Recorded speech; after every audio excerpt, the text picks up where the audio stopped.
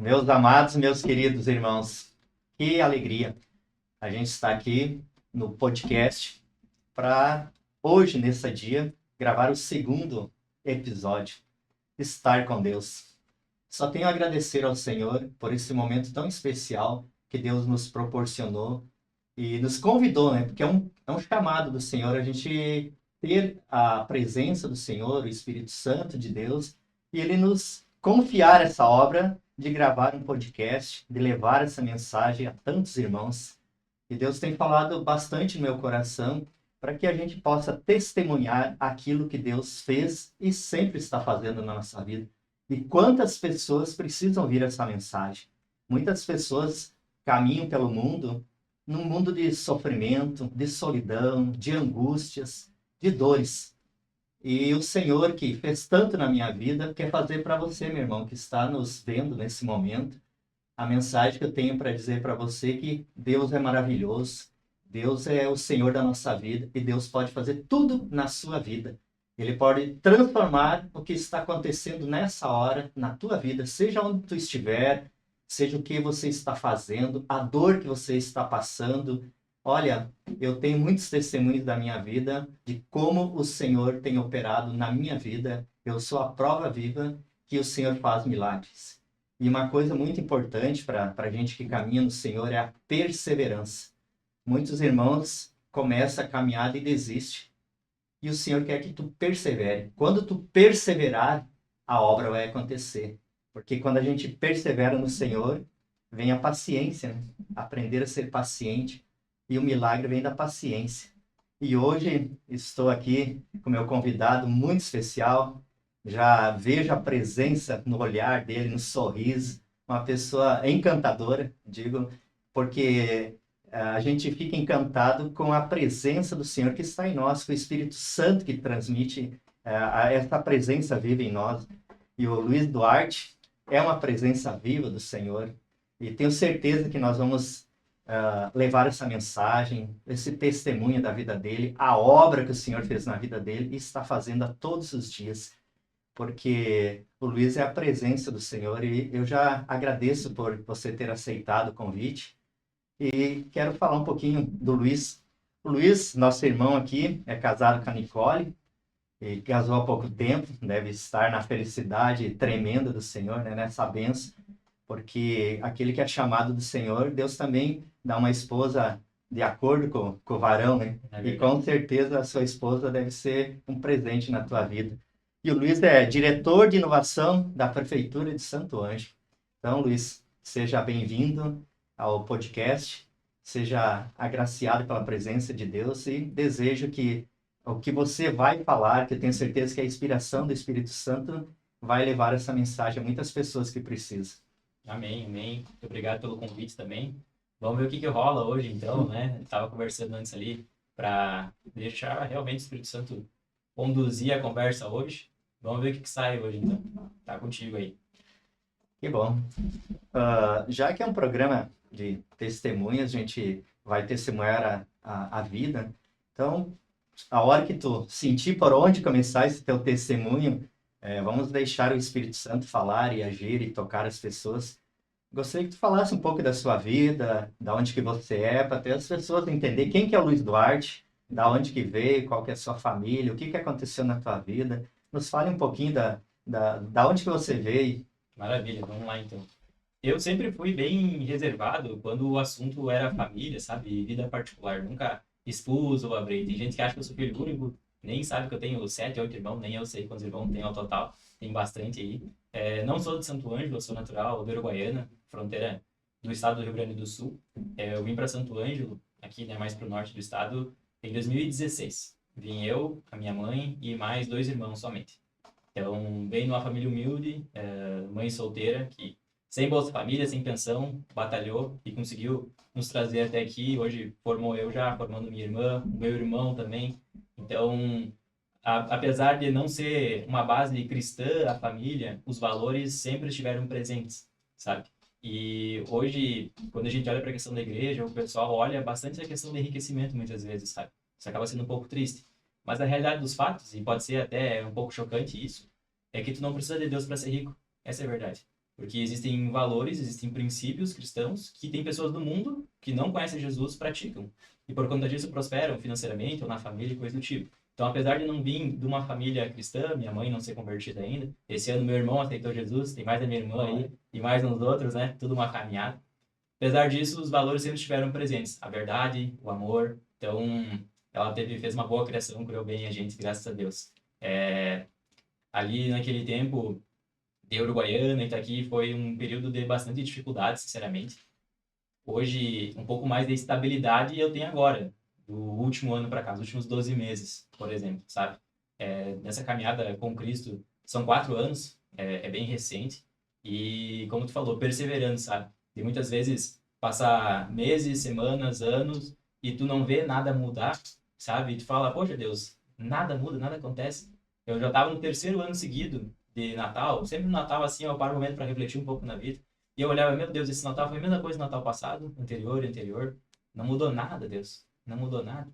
Só que existem coisas que são geradas dentro de nós, né? Ao longo de uma caminhada, que acaba demorando para florescer, para aparecer para os outros. É que nem tem aquele negócio lá do bambu, né? Que o bambu cresce, sei lá, acho que uns 2, 3 anos debaixo da terra, ninguém vê. Aí vem um brotinho e em 2 meses está um negócio de 10, 15, 20 metros. Então é resumidamente isso também. Fui um bambu, querendo ou não, mas perseverei, né? Como foi a palavra aí da abertura. Então, nasci lá em Uruguaiana, acabei indo morar em Itaqui, que é uma cidadezinha do lado, dá uns 40 mil habitantes, lá onde eu passei a maior parte da minha infância. Foi lá, eu e mais os meus 2 irmãos e mais uma irmã também, mas mais especificamente esses dois aí que formou o núcleo familiar. E lá, a gente passou por bastante coisa mesmo, sabe? Então, chegou logo na segunda casa. Primeira ou segunda casa que a gente foi lá para Itaqui morar, foi locada, né, claramente. A gente alugou. Aí a mãe pegava azeite da Argentina, pegava faca Mona Lisa para vender também. Umas facas que não corta nem água, assim, muito ruim. Vendia para os vizinhos, sabe? Lá é muito comum a questão do chivo, né? Tu compra produto e revende. Então é assim que a gente ia vivendo. E olha só que loucura. Numa casa que a gente foi morar, a gente alugou de um senhor. E do nada, uns 3 meses depois, apareceu uma pessoa se dizendo ser a dona, querendo a casa de volta. Pra gente ter ideia, a gente estava alugando a casa de um senhor. Esse senhor estava sublocando a casa para nós. E não estava repassando o dinheiro do aluguel para o verdadeiro dono. E o dono verdadeiro foi lá, bater, falou que era a minha casa, saindo daqui, vocês invadiram minha casa, foi com a polícia e tudo mais, sabe? Daí o pessoal da brigada foi bem compreensível. Falou, não, a gente não tem como expulsar essa mulher daqui.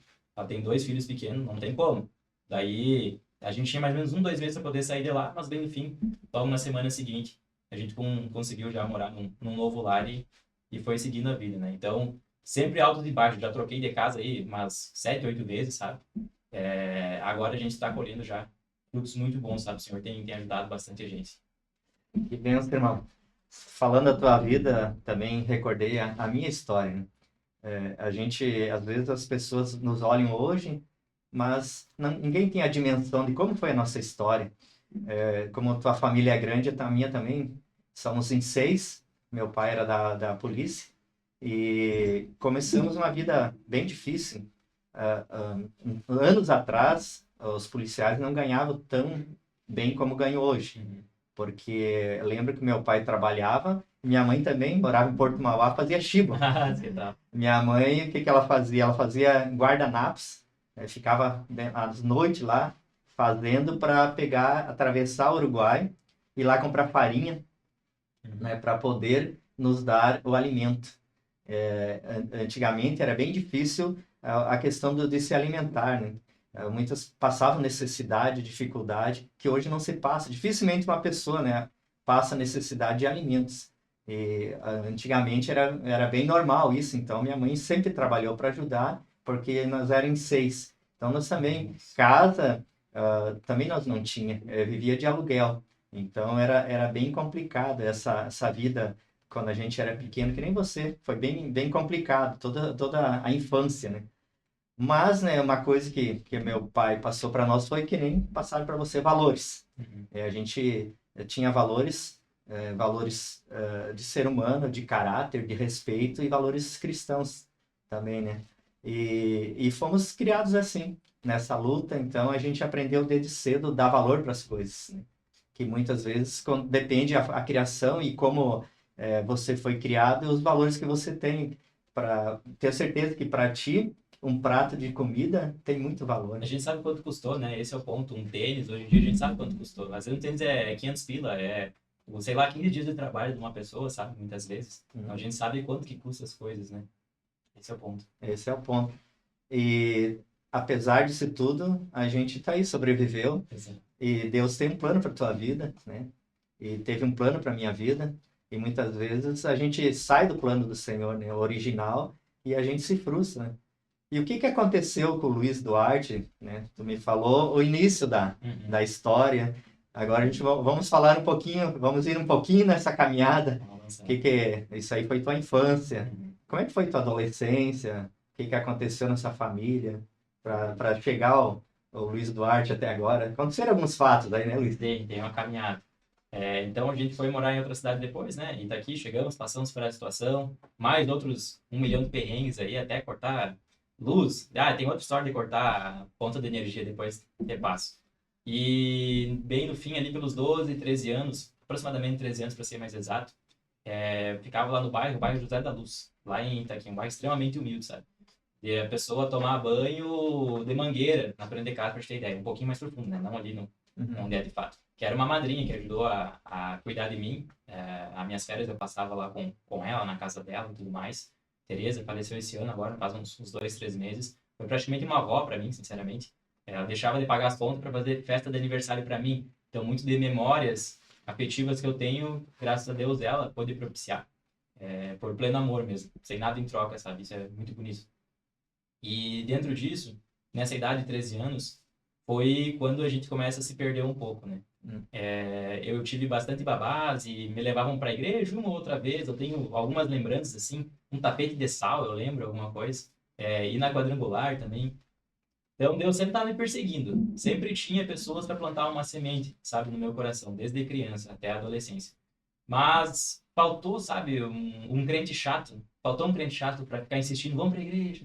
Ou tu conhece Jesus? Queria muito que alguém falasse de Jesus para mim, sabe? Lá, sei lá quanto tempo dá atrás. Queria, mas não tive. Mas não tive. Então, ali pelos 13 anos comecei a usar droga de forma pontual, ao ponto de até roubar droga de outra pessoa para ter ideia, sabe? Isso vai ficar exposto agora, ninguém sabe, mas isso aconteceu, isso é uma realidade. Primeiros contatos em relação a isso, e passando por situação de criminalidade também, até que, por Deus mesmo, ele me tirou, né? Me tirou daquela terra. Aí me trouxe para cá, para Santo Anjo. A gente vê na Bíblia várias fases de transição, né? A gente vê Abraão lá em Gênesis 12, sai da tua terra e vai para outro lugar. A gente vê também o José saindo da terra dele e indo para outra terra. O povo do Egito saindo do Egito e indo para Canaã de fato. Então eu também passei por essa transposição, né? Essa transposição. Então eu vim para Santo Ângelo, acabei indo estudar no Esparta de Souza, um colégio extremamente violento também. Logo na primeira semana de aula, eu quase fiquei traumatizado, assim, sabe? Eu fiquei depois mais uns 5 dias sem ir na aula. Xingava um professor. A nossa sala, ela era dividida 8º e 9º ano na mesma sala, para te ter ideia. Teve um momento de sucateação da educação pública no estado. A gente dividia a mesma sala, 8º e 9º ano, um professor para cuidar das 2 turmas simultaneamente. O professor de português dava aula de artes, ensino religioso e inglês também. Tipo, nada a ver mesmo. Então, dentro dessa situação, o pessoal de briga de faca também na saída, ali a gente recebia também bastante aluno, pessoal do semi-aberto, se não me engano. Então, de novo, essa situação, sabe, bem ruim. Não quis mais ir estudar lá, fiquei uma semana sem ir na aula, mas não tinha o que fazer, não conseguia transferência, então tá, vou aceitar, é isso aí. E Deus coloca a gente em certos ambientes e a gente não entende muitas vezes por que eu tô aqui, né? Qual que é o sentido? Olha só a desgraça que tá esse ambiente, por que eu tenho que estar aqui? Mas às vezes tu é a semente de luz naquele lugar. Essa é a realidade dos fatos. Hoje em dia a gente fala bastante, né, sobre as ambientes, tem que estar em ambientes certos. Mas às vezes Deus vai te colocar no ambiente errado, onde não é as outras pessoas que vão te influenciar positivamente, mas é onde tu vai ser usado para influenciar positivamente na vida delas. Então, dentro daquilo lá, a gente foi fazendo um movimento com os outros colegas, de pintar, revitalizar a escola e tudo mais. E, bem no fim, surgiu a oportunidade de conseguir uma bolsa de estudos num colégio particular aqui da cidade, no Verzeri. Então, 100% integral, uma escola particular. Um pouco daquele complexo de inferioridade, sabe? Ah, eu vou estudar. Minha mãe não queria, por exemplo, que eu fosse escola de rico, não sei o quê. E, cara, mas na hora que eu botei os pés lá, eu vi aquele espaço gigante, assim, tudo arrumado. Aí comecei a estudar lá, então. Graças a Deus consegui essa oportunidade. Professora Mônica, muito obrigado. Gratidão. Não sei se vai ver. Professora Beatriz, enfim, mulheres incríveis, sabe? Mulheres incríveis mesmo que conseguiram isso para mim. Então, estudei, enfim, aí eu fui trabalhar na rádio depois, onde tem uma situação bem boa também. Isso foi durante a pandemia. A minha irmã, ela trabalhava no setor de UTI durante a pandemia, então ela teve muito contato com a morte naquele tempo, sabe? Foi bem triste. Eu via no semblante dela o peso, sabe? De todo dia ia 10, 15, 20 pessoas mortas. Essa é a realidade dos fatos. Pessoas morriam. E ela fazia plantões muito extensos mesmo. E dentro disso, numa oportunidade, ela saindo do hospital de moto, né? Finalizou o expediente, foi para casa, um carro bateu nela. E ela fraturou a perna, fraturou a perna ali, o pé, tudo. E ela ficou em casa. A minha mãe estava desempregada também. Eu tinha 17 anos nessa oportunidade. Isso aí foi em 2021, se eu não me engano. Pandemia foi em 2021, né? Perfeito. Foi em 2021, se não me engano. Uma situação bem ruim mesmo, bem ruim. Eu menor de idade e as contas chegando. E contas chegando, e contas chegando, e contas chegando. Chegou ao ponto de ficar três contas de luz atrasadas, 3 contas de energia. E eu fui tomar banho e do nada ficou escuro o banheiro. Aí eu fui na sala, né? Olhei lá pra fora, a mãe conversando com o pessoal da IGE, da empresa de energia. Vá, não corta, não corta, já vou pagar, já vou pagar. Eu não tenho que fazer, senhora, vou ter que cortar. Cortou, cortou. E daí, força-tarefa, né? As 3 contas de luz em cima da mesa e todo mundo catando moeda de tudo que é lugar para conseguir. Realmente, era moeda em cima da mesa, assim, para poder juntar para conseguir pagar a bendita conta de luz. E durante esse estresse, esse burburinho, sabe? Recebi uma mensagem no WhatsApp, da Letícia. Oi, tudo bem? Vimos seu currículo. Gostaríamos de conversar contigo. Na mesma hora ali. Tava com o Wi-Fi ali que eu tava pegando emprestado do vizinho. Queremos te conhecer melhor. Pessoal do grupo CP. E eu falei, bom, agora é minha chance, é tudo ou nada, né? Tomei um banho frio, gelado, tava um frio, acho que era junho, era junho, julho, aquelas férias da escola. Tava muito frio mesmo. Tomei banho e fui lá. Cheguei lá, durante o caminho fui estudando o que era rádio, jornal, tudo.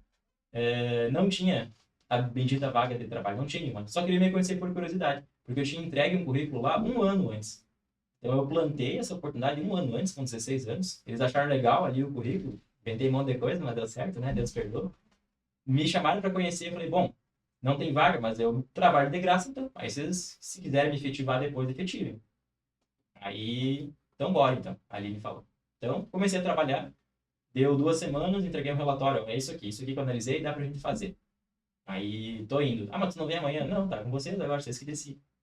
E me efetivaram daí. Deram um ok, comecei a trabalhar. E foi muito bom também, porque eu só podia trabalhar 3 tardes, e para eles foi tudo bem tranquilo, bem flexível em relação a isso. Meu primeiro salário, entreguei para a mãe 90% para pagar o aluguel. Então, já mais um nível, né? E assim a gente vai subindo. E isso é muito sobre a questão da semeadura. A gente planta e a gente espera, né? Tudo que a gente planta, a gente colhe, mas existe um tempo também do crescimento. Mais uma vez, o crescimento muitas vezes é invisível. Às vezes é um tempo de criar raiz, profundidade, onde ninguém vê, para depois sim vir folhagem e vir frutos. Então, um pouco disso também. E a minha conversão, de fato, aconteceu quando eu cheguei aqui em Santo Ângelo, lá em 2016. É isso que eu ia te perguntar. Vamos falar agora. Tu estava falando da tua história. Eu ia te perguntar onde que o Senhor entrou na tua vida, qual foi o momento, porque acompanhando a tua história, é muita dificuldade, né? Dificuldade familiar, dificuldade financeira, e tu tinha tua mãe, tua irmã e o seu pai. Perfeito. Eu conheci meu pai, ele tinha mais um irmão, né? Tinha mais um irmão. Tem um irmão, Gabriel.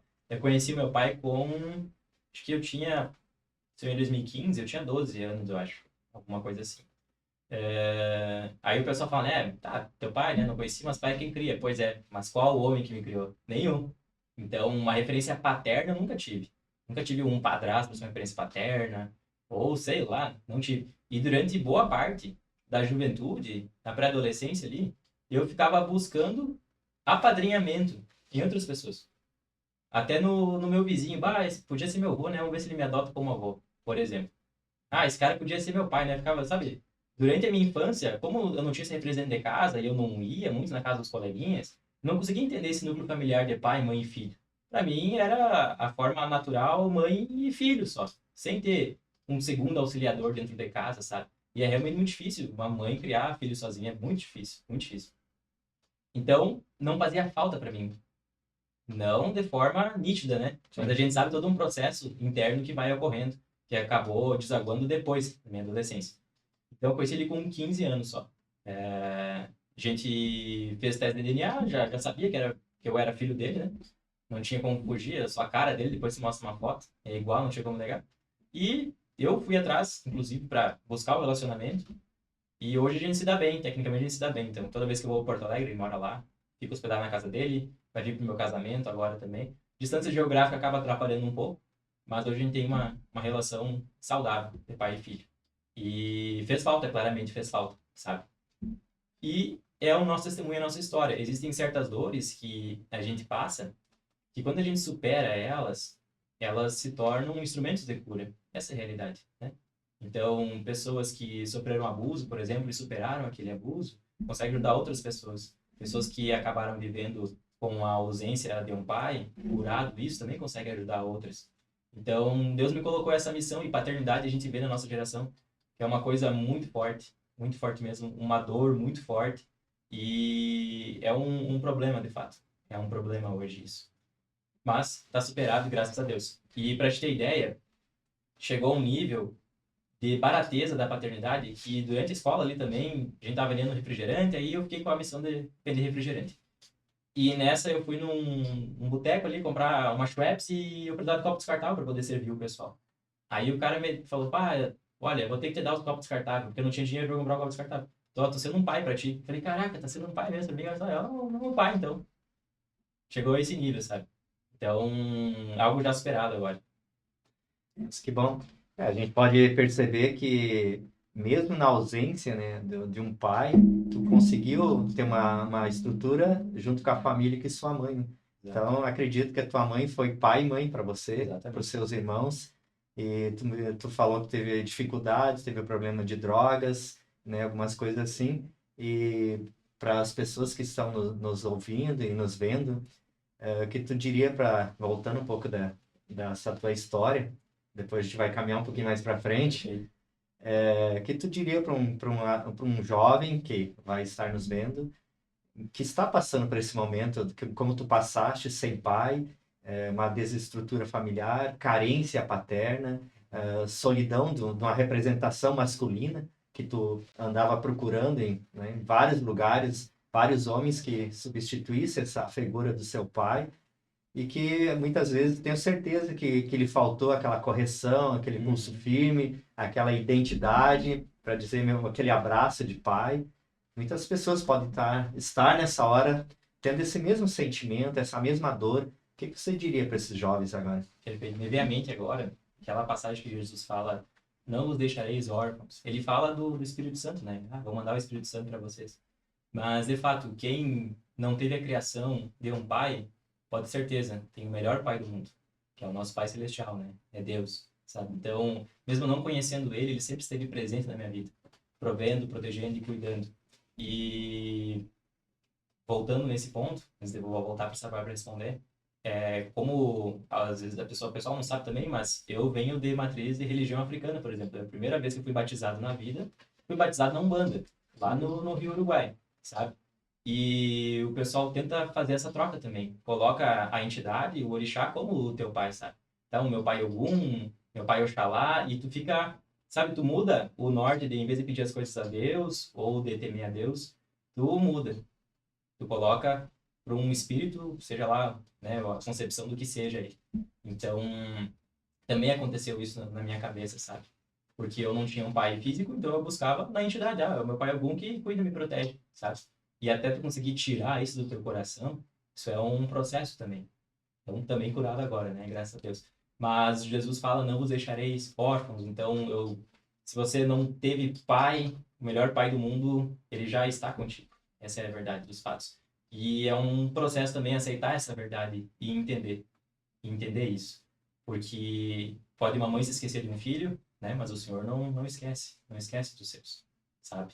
E, de fato, a única forma da gente curar, seja qual for a dor, é colocar diante de Deus. Às vezes a gente não entende como que é isso, a gente fala da nossa fé racional, então. A gente não consegue ver isso, eu não consigo ver eu colocar a paternidade de Deus em mim. A gente vai repetindo para nós mesmos e vai absorvendo essa verdade de que Ele cuida da gente e Ele está conosco.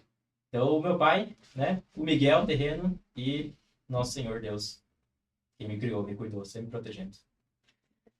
Bom, é um bom testemunho para que outras pessoas, diante de que tu viveu, tu pode continuar a tua caminhada, pode continuar trilhando a vida, e mesmo que sofrimentos ocorreram, mesmo que dores, mesmo que tu passou por outras religiões, mas teve um momento de que o Senhor te agarrou, digamos Sim. assim, né? E chamou Luiz, Luiz, agora eu vou te mostrar o caminho da verdade.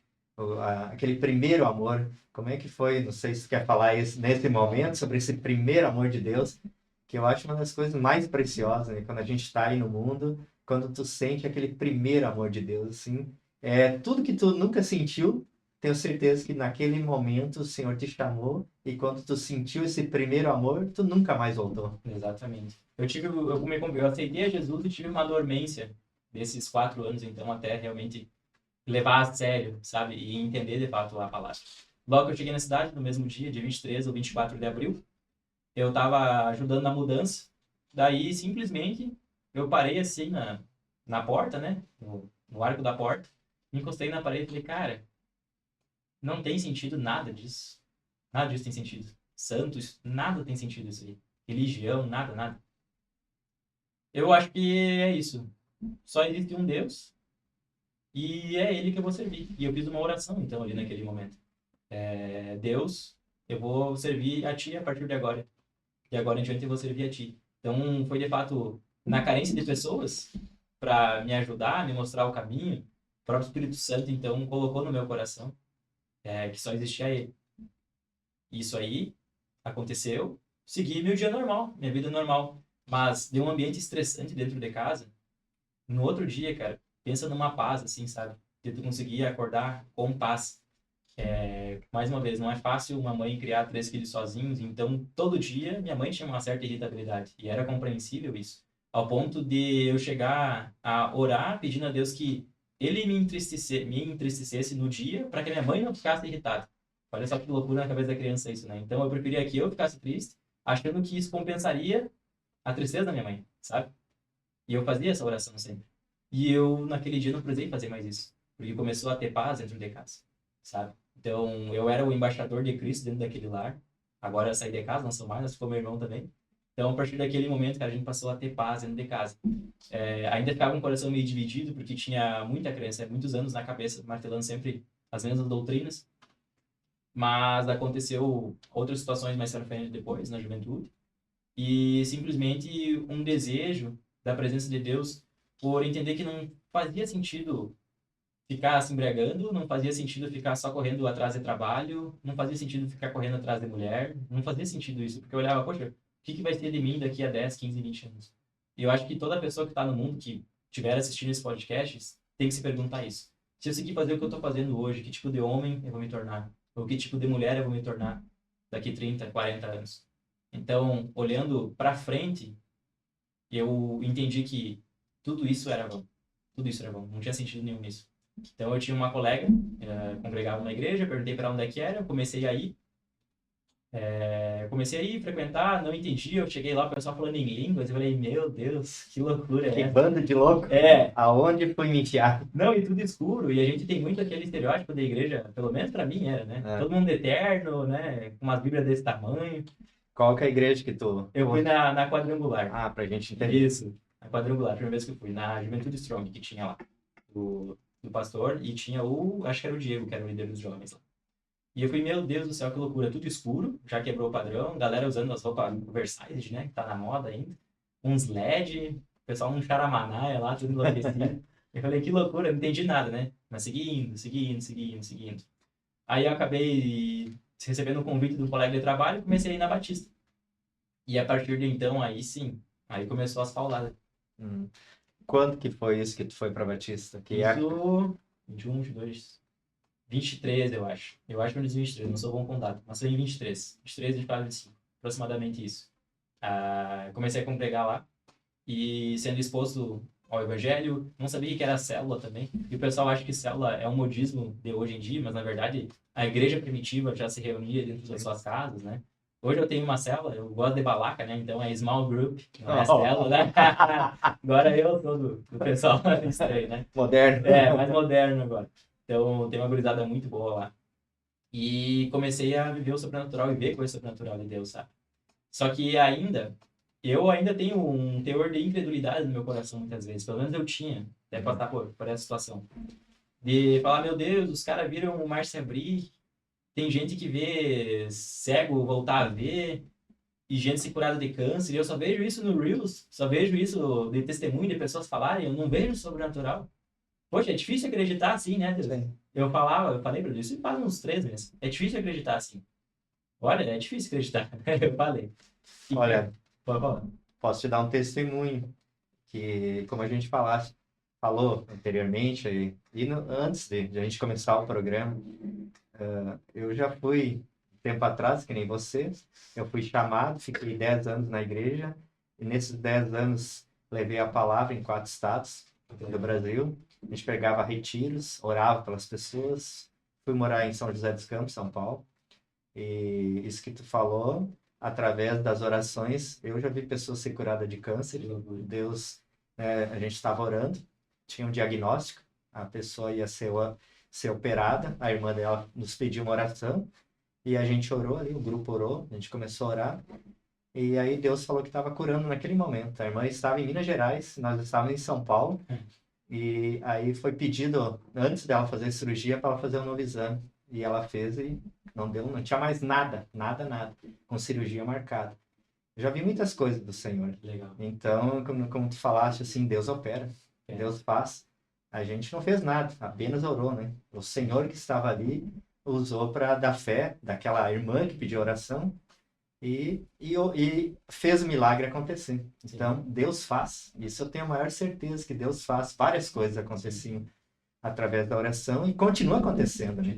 E Deus, para você que está nos ouvindo aí, Deus quer fazer. Aquele milagre que tu nunca imaginou, Deus vai fazer. Aqui tem um grande milagre. Olha o Luiz. O Luiz é o milagre do Senhor. Uma vida toda desestruturada. Olha a presença do Senhor, olha a beleza do Senhor nesse jovem que está nos falando hoje e trazendo essa mensagem tão importante. Eu ainda quero ver também mais um pouco do sobrenatural. Me chama quando for fazer esses negócios aqui. Mas dentro desse contexto, de realmente ver essas maravilhas acontecerem, né? Se a gente olhar no panorama bíblico, Deus fala que nos últimos dias vai diminuir tudo isso. Sim. Vai ceder, vai ter cessão. Sim. Mas até que o Senhor vem, então Jesus vem, aí sim, cessou dom, profecia, tudo. Mas ainda acontece. E eu quero ver. Aí, o que acontece? Eu orei a Deus, fiz essa oração, acontece maravilha, todo mundo vê, gente se curada, né? Pessoal que não caminhava voltar a caminhar. Eu quero ver isso, Deus. No dia seguinte, lá no trabalho, uma menina fala de um sonho que ela teve e recebe uma palavra revelada, falo para ela. Aí um outro irmão da assembleia, mais velho, mais experiente, interpreta também do que ela trouxe da situação do sonho dela. E simplesmente ele fecha a porta. O prefeito bateu na porta para entrar da sala lá, a gente deixa fechado. E ele faz uma oração por ela, e ela ora junto, e ela aceita Jesus. E naquele momento eu entendi. Deus falou no meu coração. Essas são as maravilhas dos últimos dias. Esse é o extraordinário. Não necessariamente os sinais que a gente vê no Velho Testamento, no Novo Testamento, não. Mas é as pessoas reconhecerem o Senhor Jesus como Senhor e Salvador. Isso é um mistério grande. A pessoa, ela ouvir pela palavra, não vê nada, e ela receber aquela verdade no seu coração e falar, reconheço o Senhor Jesus como meu Senhor e Salvador. E na semana seguinte, daí, um rapaz da célula, que vem da família católica, bem conservadora, também. Daí eu peguei ele, daí a gente parou, eu falei, quer receber o Espírito hoje? Ele falou, sim. E indo na sala uns 4 meses, por exemplo. E ele falou assim, quero receber, então vamos orar junto então. Eu reconheço o Senhor Jesus? Eu reconheço. Como meu Senhor e Salvador, como meu Senhor e Salvador. Entrego minha vida. Então, essa é a maior maravilha, esses são os sinais desses últimos dias, sabe? De jovens, mulheres, homens se entregando para Jesus. Eu acho que a gente estava falando no primeiro podcast com o Emanuel, e muitas pessoas buscam o Deus do milagre, né? E não buscam o Senhor da cruz. Então, talvez o grande milagre hoje é bem o que tu falou.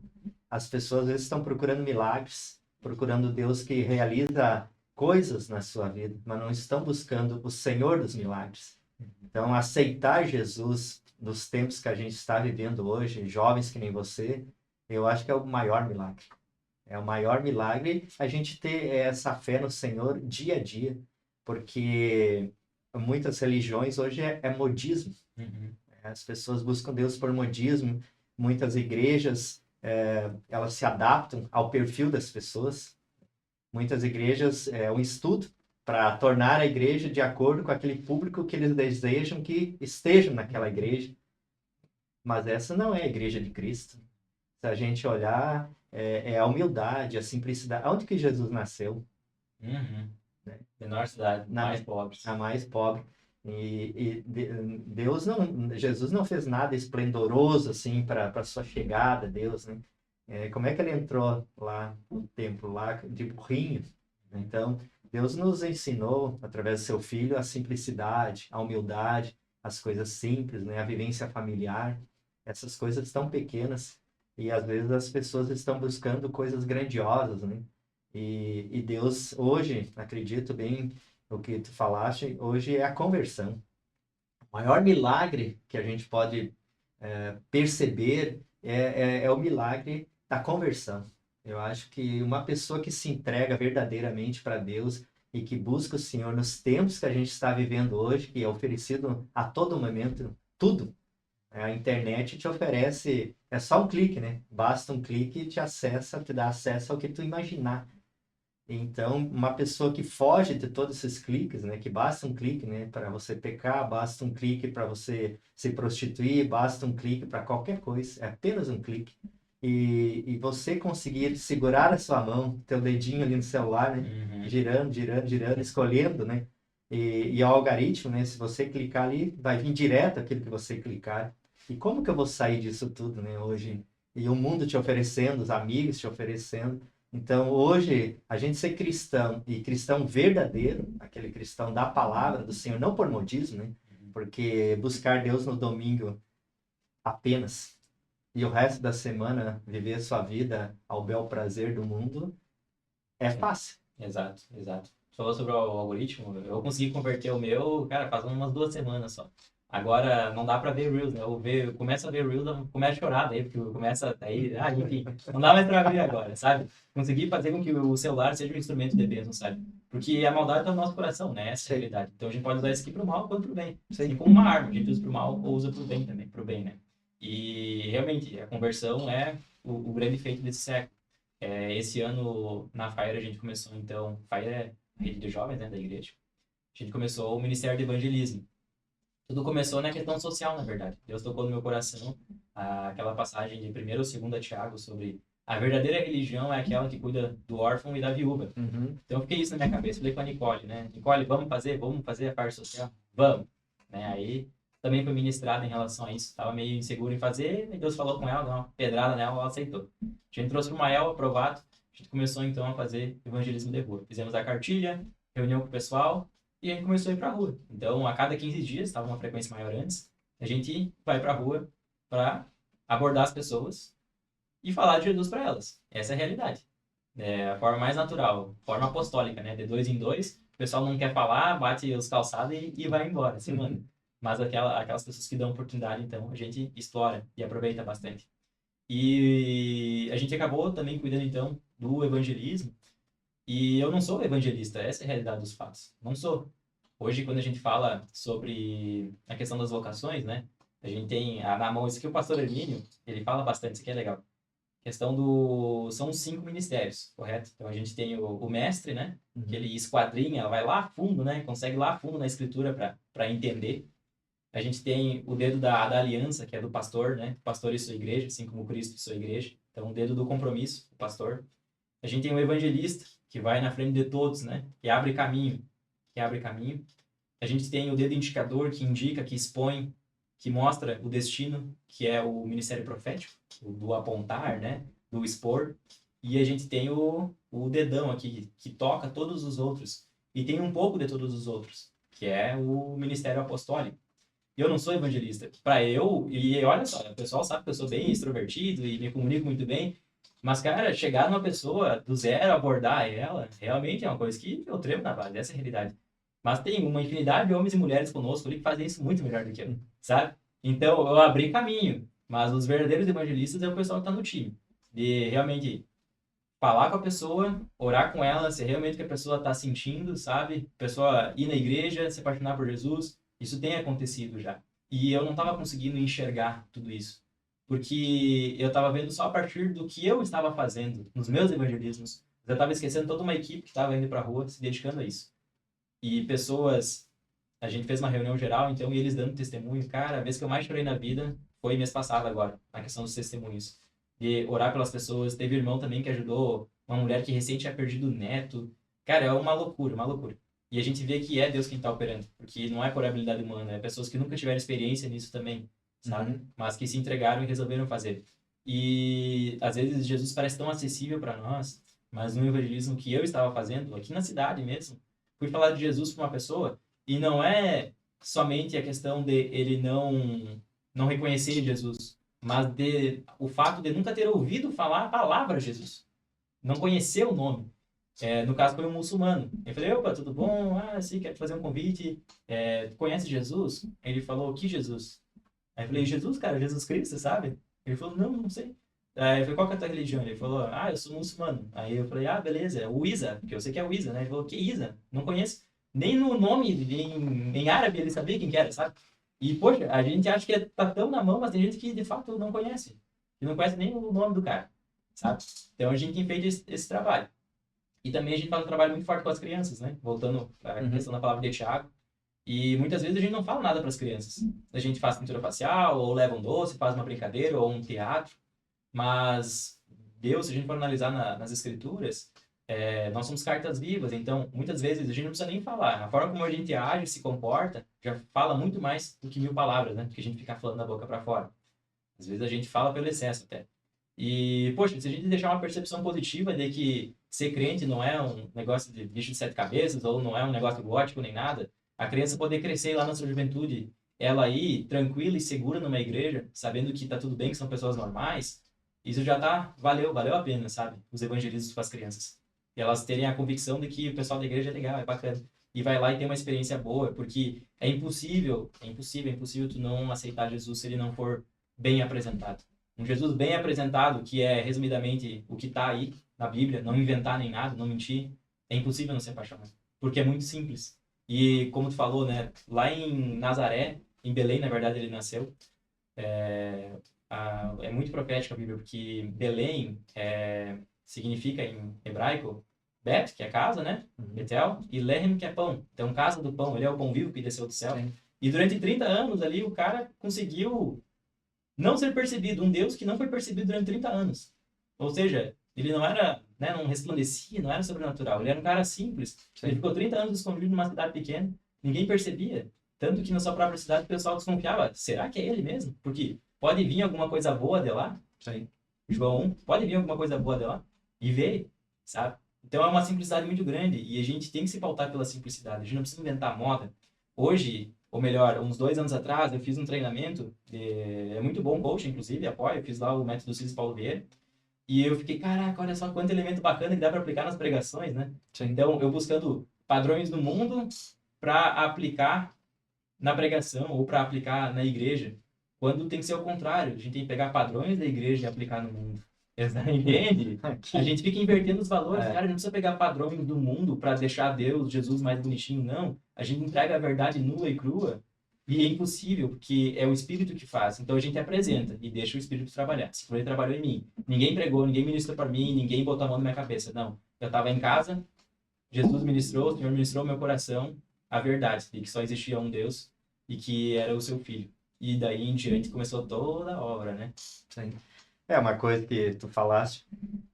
Eu sou psicólogo, fiz algumas pós, fiz curso em São Paulo, treinador comportamental, fiquei 11 dias, fiz 2 cursos, mas eu te digo para ti assim, nada é maior que o que está na palavra. Sim.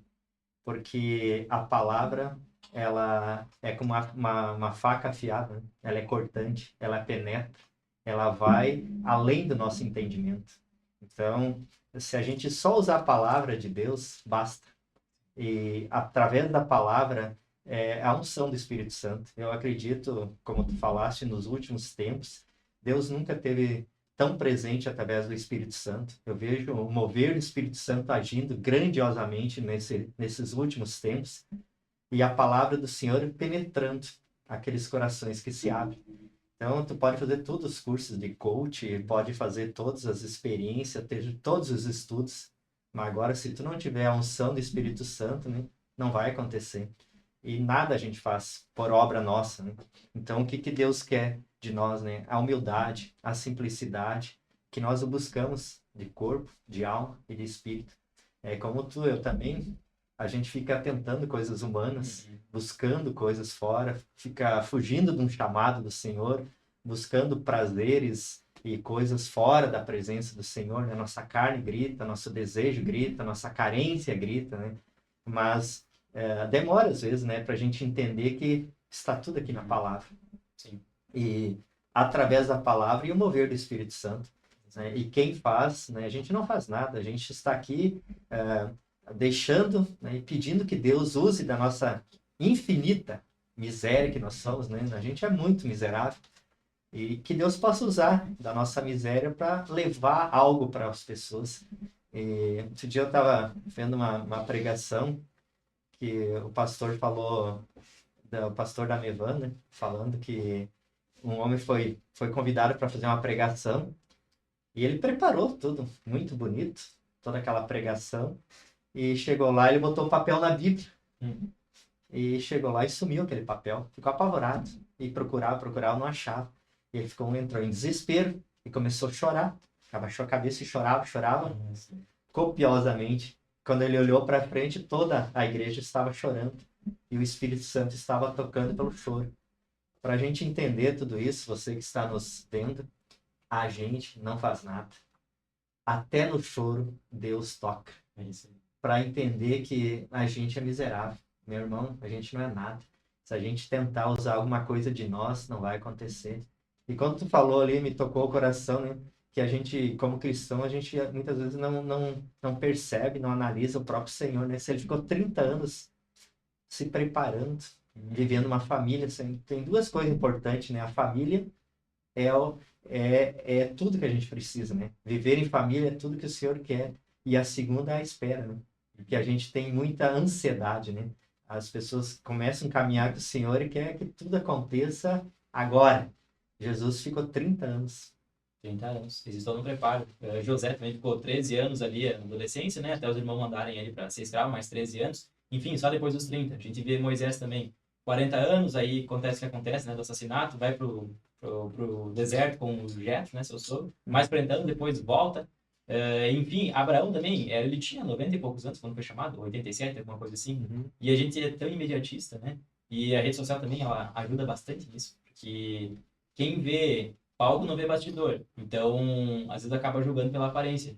Ou se compara, a fulaninha ali tem 21 anos e olha só o que já conquistou, né? O que já fez. E eu tenho 21 e sou o bichinho da goiaba, sabe? É a deturpação, mas muito por conta disso, é como tu pontuou antes, é a questão da falta de identidade. E a identidade, ela é uma questão que vem do pai, é paternal, exato. É uma palavra, é um pai que dá a direção, que dá o norte. Só que quando a gente conhece a Deus, e de uma forma específica, a gente recebe uma certa identidade. Vamos trazer desde o zero agora. Cada um conhece a Deus de uma forma específica e particular, sabe? Então, Deus na minha vida, claramente, foi Jeová Jireh, se revelou assim. Agora, a pessoa que teve uma doença na família, Deus se revelou para ela de uma outra forma também diferente. E isso gerou cicatrizes nela que ela pode mostrar. Porque cicatrizes significa uma ferida que já está curada, né? Chagas que trazem cura. Então, não tem como a gente colocar Deus nessa mesa aqui, né, e dissecar ele, porque ele não é limitado, ele não é finito. Então, cada um experimenta Deus de uma forma particular. E quando a gente conhece a Deus, essa particularidade que ele se revela a nós, produz uma identidade na gente também. Quando a gente tem aquela ocasião em Mateus 16, que Jesus está lá com os discípulos, aí ele pergunta, quem lá fora dizem que eu sou? Aí o pessoal fala, Uns dizem que tu é Elias, outros Jeremias, outro João, ou um profeta. Aí ele fala, bom, e vocês, quem vocês dizem que são? Deve ter ficado em silêncio, aí Pedro fala, tu és o Cristo, o Filho do Deus vivo. Aí Jesus fala, e tu é Pedro, e sobre esta rocha edificarei minha igreja, sabe? Então, quando a gente reconhece ao Senhor como Cristo, Filho do Deus vivo, Deus também devolve para nós, e tu és Pedro, tu és a representação desse firmamento, que é qual? Que eu sou o Cristo, Filho de Deus vivo. Sobre essa premissa, edificarei a minha igreja, de que eu sou o Filho de Deus. Então, quando a gente reconhece a Cristo na nossa vida, como ele tem agido, isso gera uma identidade em nós também. Então, na minha situação, posso ser um provedor para muitas pessoas e muito alegre, se essa for a minha missão, sinceramente. Pessoas que foram curadas, pessoas que também vão liberar cura para outras pessoas, cura emocional, que eu também passei por isso, de ansiedade. Olha só que loucura, né? Eu participei de um evento, isso em 22, daí 23, e a minha primeira crise de ansiedade, primeira e única, né? Crise de ansiedade que eu tive na minha vida. Que era um evento bem intensivo, eu tava cheio de problema na minha cabeça, confuso. E simplesmente eu sentei assim, indo para casa, sentei na calçada, fiquei uma meia hora sentado assim, paralisado. Não consegui me mexer. Fiquei paralisado assim. Aí levantei e segui. E palpitação, sim, péssimo, péssimo, muito ruim mesmo. E por ironia do destino, esse ano, esse evento que eu participei, eu nunca mais queria ver na vida esse evento. Porque ele ficou marcado, não tinha nada a ver com o evento. Era um problema particular meu, era a minha cabeça. Não queria ver esse evento. Esse ano eu tive que organizar esse evento. E eu organizei de forma muito tranquila. Então Deus não quer deixar nada para trás em aberto. Então encerrei esse ciclo. Agora entrando no casamento, né, fechei todas as portinhas que eu poderia fechar. Problema sempre tem, né? Eu sei que vai surgir outros desafios agora, mas o que eu podia encerrar esses 21 anos, né? 7 mais 7, 14, mais 7, 21, esse terceiro ciclo de vida aí, eu encerrei, sabe? Era a última coisa que eu precisava. Um evento assim que me gerou muita dor, né? Foi um símbolo de dor. E esse ano eu tive que ser o organizador desse evento. E consegui superar ele, organizei de forma tranquila. E Deus ali comigo. E olha só que loucura, né? E eu falando, poxa, tendo que organizar um evento mundano, né? Qual que é a vantagem que vai ter disso? Beleza, 3 dias aqui, todo mundo alegre, todo mundo feliz, chopp no final, né? Uhul, só alegria. E aí eu fiquei assim, né? A Nicole também, ela fez esse evento, uma imersão. E eu falei, pois acabou então, né? Graças a Deus, entregue. Nisso, chegou um mendigo na saída ali, já era o último dia, e ele falou, me vê um dinheiro para comprar um leite. Aí eu já me senti enrolado, né? Falei, não tem dinheiro para comprar leite, eu tenho marmita, sobrou uma marmita do almoço. Quer uma marmita? Aí ele fez assim, quero. Aí eu fui lá, né? Fui pegar, não, refri e bolo eu ofereci. Fui lá, peguei refri e bolo, voltei. Eu falei, ué, cadê o cara? Aí o pessoal falou, não, ele já foi embora, não queria, ele queria dinheiro mesmo. Eu falei, tá bom. Só que nisso, surge outro mendigo daí. O nome dele é Éder, lembro até agora. Isso aconteceu há umas 3 semanas atrás.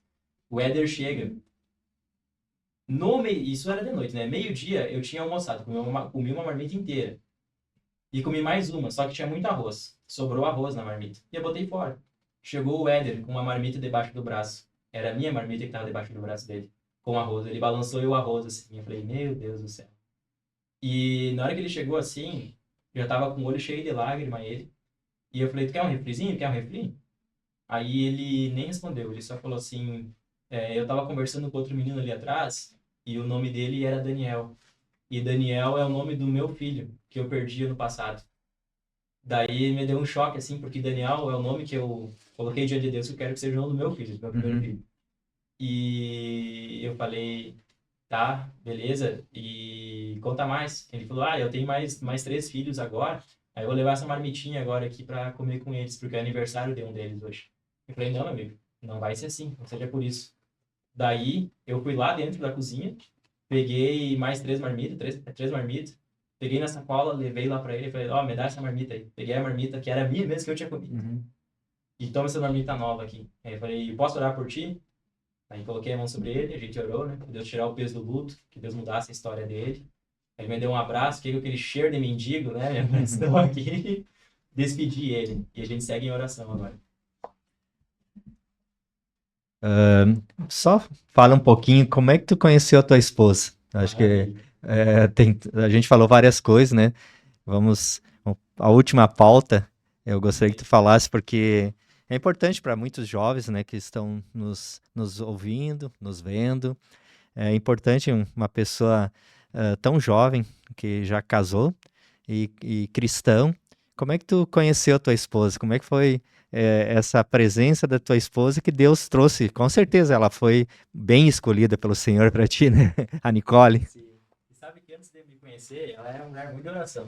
E ela tinha colocado no caderninho que ela queria que o marido dela fosse alto, fosse moreno, tivesse olhos claros, fosse bonito. Eu acho que eu entrei na cota que ela queria. No radar. Eu entrei no radar, deu direitinho. A mãe dela também tem essas manias, né? Então deu certo a oração dela. Primeira vez, claramente conheci ela na igreja, né? Então aí já vem a história de crente. Conheci ela na igreja.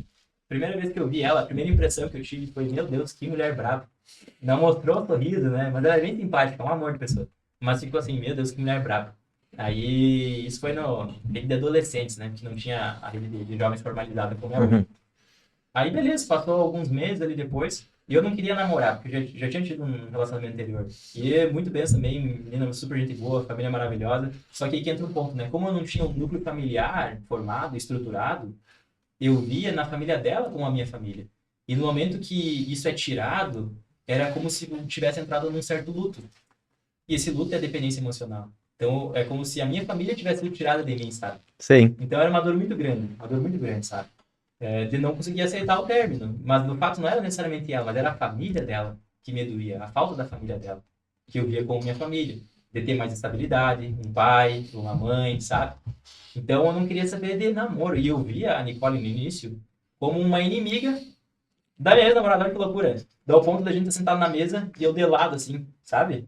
Uma loucura. Um espírito de rejeição muito grande. E não tinha nada a ver com ela, de novo, né? Tudo na nossa cabeça. Não nem preocupar o capeta, era na minha cabeça mesmo que estavam as ideias. E dentro disso tudo, eu fiz uma oração perigosa. Eu tava trabalhando, aí, assim, né? Falei, bah, preciso me incomodar, né? Aí eu fui na sacada, assim, do escritório e falei, meu Deus, eu quero uma namorada. Tô pronto. Não deu 2 minutos, eu falei, Deus, eu retiro o que eu disse, pai. Só que eu já tinha recebido a convicção no coração. Isso foi em fevereiro, mais ou menos. No mês seguinte, teve um evento na cidade, da igreja, né? E eu tinha, olha só como é loucura, né? Tinha dois caminhos que eu poderia seguir.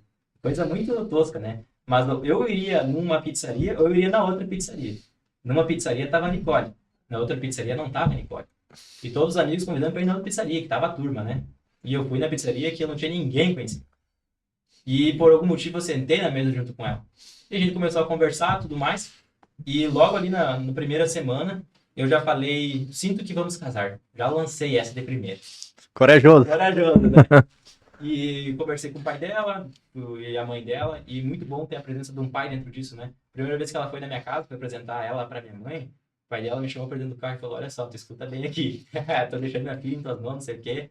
Aí, opa, tem pai nessa família aqui, tem quem mande, sabe?